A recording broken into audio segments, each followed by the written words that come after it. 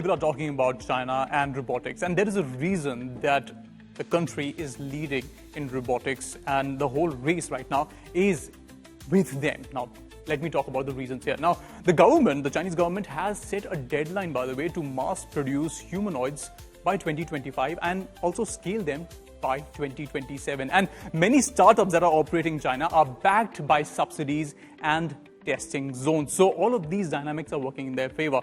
China already installs more than half the world's robots, mean they are indeed a power player, and that speaks volumes about their capabilities. They also have a strong domestic base in terms of motors, sensors, chips, and all of these components, even battery tech that you require to build all of these robots and build them faster. And also remember, firms like UV-Tech, Unitree, and even Fourier GR1 are heavily funded, and already they are deploying their pilot testing. So all of these things help them push their robots. But the best part here is that these companies are able to demo their robots, and the more they keep testing them, the more it gives them the opportunity to drive competition and also attract investors. But here's the thing, these robots are not all about just flexing on YouTube, because they are really what showcasing about robotics, what telling stories about robotics is concerned, and they are really reshaping the entire industry, and they are basically showing of how helpful they can really be to humans. In factories, robots are the workforce that never sleeps. Tesla's gigafactories in the US, Germany and China use hundreds of robots to make sure assembly lines aren't affected. In healthcare, surgical robots are assisting doctors with delicate procedures. This is happening even in India.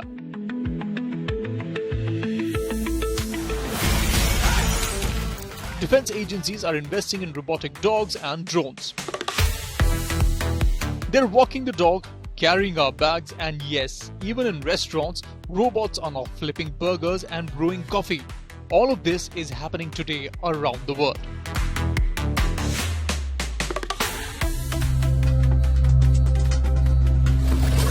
So whatever you've been seeing in Hollywood till now is coming true.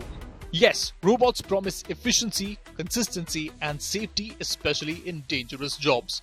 But they also raise big questions about jobs, ethics, and safety. We've seen online how some robots just go berserk and have even attacked humans.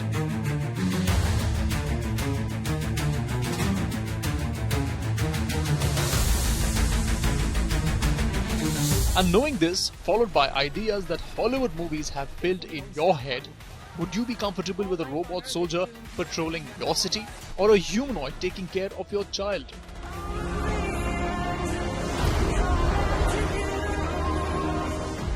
And this brings us to the future. What are tech leaders talking about robots? Let's first look at Elon Musk, because he believes that robots will definitely be more valuable than cars. And obviously because he's actually building one. Now, Sam Altman, the CEO of OpenAI, has hinted that AI in physical form is where things get really interesting. And again, it is also complicated. There is a lot of blurry lines right now between what robotics can be in the future. And Bill Gates, by the way, recently wrote that robots will transform healthcare and even elder care in the next 20 years, because even he sees how assistive they can be.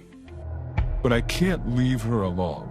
She needs me. So depending on who you listen to, the future either looks like helpful with friendly robots or looks more like the movie The Terminator, And no matter what you do, where machines would be the end of humanity.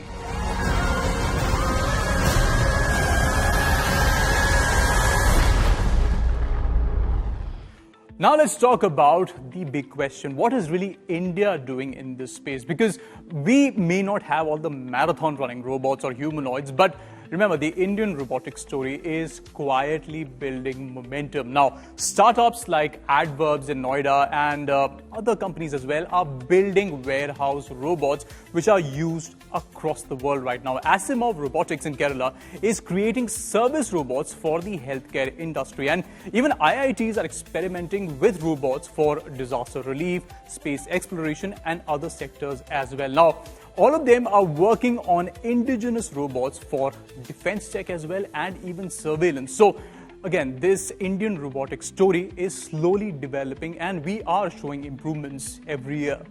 Countries like China, US, they have succeeded, or they have done a lot better in this ecosystem because they have been able to create an ecosystem which includes talent, companies making various parts, various components, people using these end products and creating different processes, different end use cases of these products, which is something that we should be able to do with a very equal ease. If not, we don't really have a competitive disadvantage. We need to develop an ecosystem. We need to have companies like what the kind of work that Adverb is doing.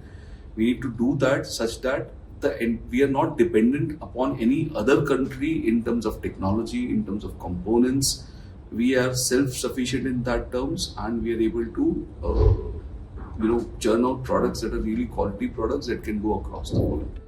So where does that really leave us? Again, robots are no longer just tools, because they are evolving to become co-workers, assistants, and in some cases companions. They're even getting pregnant. I'm not kidding, this is reality. But the big question isn't if they will be a part of our daily lives or if they will take our jobs away. It's about how much control we are willing to give these robots. Because one thing is for clear, the robot revolution is not coming. It's already here. The only thing left for us to decide is whether we are ready to accept it and live with it.